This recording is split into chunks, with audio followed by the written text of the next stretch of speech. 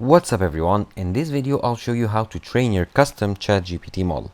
So you cannot train a custom chat model on the ChatGPT website itself where you can ask ChatGPT different questions. However, if you integrate ChatGPT into your own website, let's say in a live chat form, you can here train a custom model for your website and feed this model or give this model like the data or the statistics related to your business or your website, and it can train this model like so. So to do so, you have to get a custom API from the ChatGPT or the OpenAI website. So you'll go to openai.com and you log in or sign up if you don't have an account, and then you go to API here.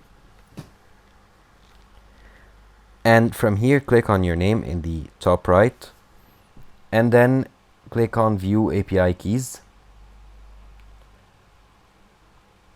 And from here, you can click on Create New Secret Key. Okay, create secret key, and you can name it as well. And once it's created, you can copy it and paste it into the code of your website. And you can use the code to train a custom ChatGPT model for your website. Thank you for watching this video. Subscribe to Online Success and click on the video on the screen for more help.